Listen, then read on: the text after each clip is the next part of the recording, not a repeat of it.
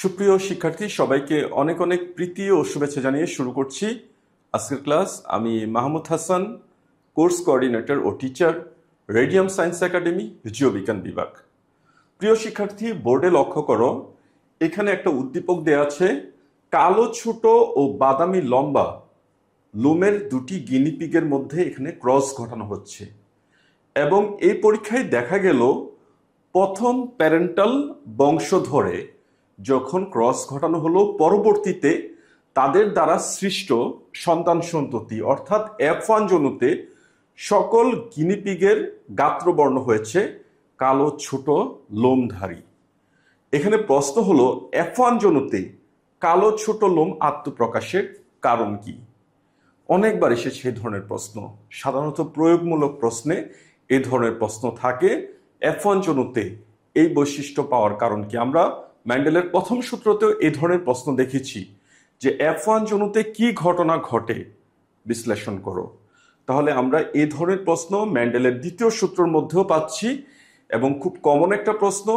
এবং পরীক্ষায় যখন আসে, স্টুডেন্টরা ম্যাক্সিমাম সময় এই প্রশ্ন উত্তরটা সঠিকভাবে কি লিখতে হবে, কতটুকু লিখতে হবে, কোথা থেকে শুরু করতে হবে, কোথায় থামতে হবে, এই জিনিসটা তারা খুব একটা ক্লিয়ারলি লিখতে পারে না। এই জন্য তারা আশানুরূপ মার্কসও পায় না। তাহলে চলো আমরা আজকে সমগ্র ক্লাসে, টোটাল ক্লাসে আজকে আমরা এই বিষয়টি আলোচনা করব। F1 জনুতে বা প্রথম অপত্য বংশধরে কালো ছোট লোম, অর্থাৎ এখানে ফার্স্ট প্যারেন্টাল বংশধরের আমরা দেখতেছি পিতৃবংশের অনুরূপ বৈশিষ্ট্য আত্মপ্রকাশ পেয়েছে। তাহলে কেন এই ধরনের ঘটনাটি ঘটেছে, আমরা আজকে সেই প্রশ্নের উত্তরটি খোঁজার চেষ্টা করব সমগ্র ক্লাসে। তাহলে চলো শুরু করি। F1 জনুতে কালো ছোট লোম আত্মপ্রকাশের কারণ কি? তাহলে আমরা এক কথাই এখানে বলতে পারি এই প্রশ্নের উত্তরটি হলো প্রকটতা। তাহলে চলো আমরা এভাবেই শুরু করি। উদ্দীপক অনুযায়ী F1 জনুতে বা প্রথম অপত্য বংশধরে কালো ছোট লোমধারী বাবার মতো এখানে আমরা দেখতেছি পিতৃগিনিপিগের মধ্যে কালো ছোট লোমধারী গিনিপিগ ছিল। তাহলে প্রথম অপত্য বংশধরে কালো ছোট লোমধারী গিনিপিগের আত্মপ্রকাশের কারণ প্রকটতা, বা ইংলিশে বললে ডোমিনেন্স ক্যারেক্টারের জন্যই এখানে, বা প্রকটতা বৈশিষ্ট্যের জন্যই এখানে F1 জনুতে কালো ছোট লোমধারী গিনিপিগ আত্মপ্রকাশ করেছে। তাহলে প্রিয় শিক্ষার্থী, আমরা যদি শুধুমাত্র এইটুকুই বলতে পারি, তুমি যদি খাতার মধ্যে শুধুমাত্র এইটুকু লিখতে পারো, তাহলে কিন্তু তুমি একটি নাম্বার পেয়ে যাবে। অর্থাৎ প্রয়োগমূলক প্রশ্নের প্রথম অংশের উত্তর কিন্তু হয়ে গেল। স্যার তোমাকে কারণ জিজ্ঞাসা করেছিলেন, কারণ কি? কারণ এক কথাই, কারণ হলো প্রকটতা। ম্যান্ডেল বলেছিলেন, জোড়া বিপরীত ধর্মী বৈশিষ্ট্যের জীবের মধ্যে ক্রস ঘটানো হলে পরবর্তী বংশধর বা F1 জনুতে যে কোনো একটি বৈশিষ্ট্য আত্মপ্রকাশ করবে, আর যে বৈশিষ্ট্য আত্মপ্রকাশ করবে তাকে বলা হয় প্রকট বৈশিষ্ট্য।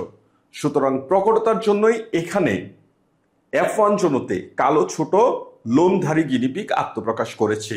এবং ম্যান্ডেল সেই সাথে বলেছিলেন, এক জোড়া জিনের বৈশিষ্ট্য প্রকাশ কখনো অন্য জোড়া জিনের উপর নির্ভরশীল নয়।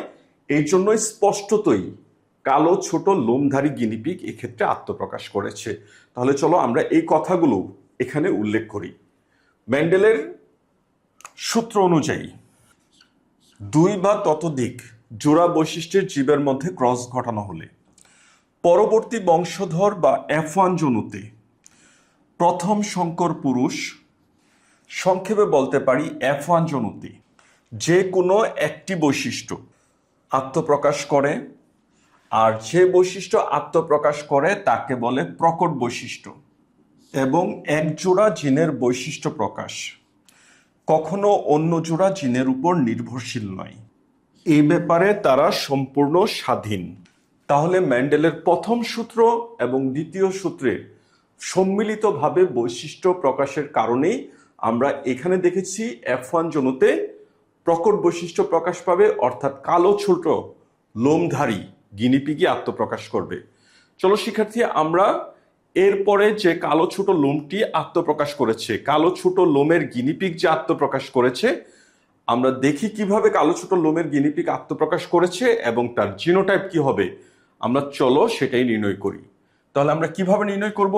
এখানে উদ্দীপকে দেয়া ছিল কালো ছোট লোম, লিখে নেই কালো ছোট লোম, প্রাণীটি হলো গিনিপিগ।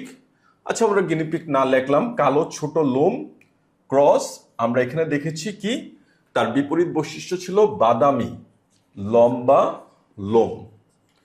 তাহলে আমরা এখানে দেখেছি, আমরা দেখো উদ্দীপকের মধ্যে দেয়াই আছে কালো ছোট লোমধারী গিনিপিগটি হলো বাবা গিনিপিগ, বাবা চিহ্ন দেয়া আছে, এবং বাদামি লম্বা গিনিপিগটি হলো মাতৃ গিনিপিগ, আমরা দিয়ে নিলাম মাতৃ চিহ্ন, ফিমেল চিহ্ন। তাহলে কালো ছোট লোম এটা কিন্তু আমরা বাইরের থেকে দেখতেছি, তাহলে আমরা বলতে পারি এ হলো ফিনোটাইপ, তার ফিনোটাইপিক বৈশিষ্ট্য, সংক্ষেপে ফিনো লিখে নিলাম। এবং তার জিনোটাইপ আমরা ধরে নেই, যেহেতু কালো ছোট লোম গিনিপিগ F1 জনুতে আত্মপ্রকাশ করেছে, তাহলে নিশ্চয়ই কালো ছোট লোমটি প্রকট বৈশিষ্ট্য, আর এই জন্য আমরা লিখেছি প্রকটতার জন্য। তাহলে প্রকট জিন যেহেতু আমরা কালো প্রকট, তাহলে আমরা কালো ইংলিশ কি ক্যাপিটাল বি, আমরা জিনোটাইপ ধরতেছি ক্যাপিটাল বি যেহেতু দেহকোষ, তাহলে দুইটা ক্যাপিটাল বি লিখলাম, আর এখানে বাদামির জন্য হবে তার স্মল রূপ স্মল বি।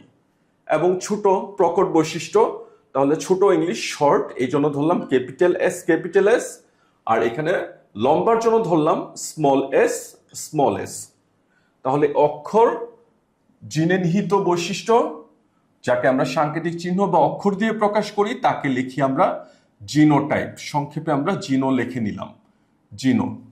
তাহলে আমরা এখানে যে ক্রসটি করতেছি তা হলো ফার্স্ট প্যারেন্টাল ক্রস P1, আর এখান থেকে আমরা দেখব কয় ধরনের গ্যামেট পাওয়া যাবে, এক ধরনের ক্যাপিটাল বি ক্যাপিটাল এস। আর এখানে মাতৃ উদ্ভিদ থেকেও এক ধরনের গ্যামেট পাওয়া যাবে স্মল বি স্মল এস। পরবর্তীতে আমরা দেখব এই দুটি গ্যামেট যখন মিলে জাইগোট তৈরি করবে, তখন ক্যাপিটাল বি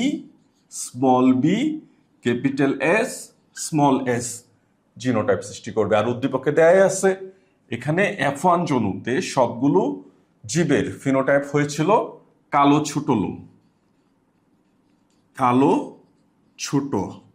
লোম। তাহলে আমরা উদ্দীপক অনুযায়ী F1 জনুতে যে কালো ছোট লোমের গিনিপিগ পাওয়া গিয়েছিল, এটা হলো তার ফিনোটাইপ, এবং তার জিনোটাইপ আমরা পেয়ে গেলাম জিনোটাইপ। ফিনোটাইপ তো দেয়াই আছে কালো ছোট লোম, আমরা নির্ণয় করলাম তার জিনোটাইপ হলো capital B capital S small S. তাহলে চলো আমরা এই কথাই লিখি, সুতরাং F1 জনুতে প্রাপ্ত গিনিপিগের গাত্রবর্ণ হয়েছিল কালো ছোট, গাত্রবর্ণ হয়েছিল কালো ছোট, যার জিনোটাইপ হলো capital B capital S small S. লোমধারী যার genotype capital B capital S small S. তাহলে প্রিয় শিক্ষার্থী, তুমি যে এখানে ব্যাখ্যা করেছো এবং পরবর্তীতে যে তুমি F1 জনুর বা প্রথম অপত্য বংশধরের F1 জনুর জিনোটাইপ নির্ণয় করেছো, তাহলে এই হলো প্রশ্নের উত্তর। তুমি যে জিনোটাইপ নির্ণয় করেছো এবং শেষে যে জিনোটাইপের কথা উল্লেখ করেছো, এটার জন্য তুমি বাকি আর 2 নাম্বার, অর্থাৎ প্রয়োগমূলক প্রশ্ন 3 নাম্বারের প্রশ্ন উত্তরের জন্য এইটুকুই হলো আনসার।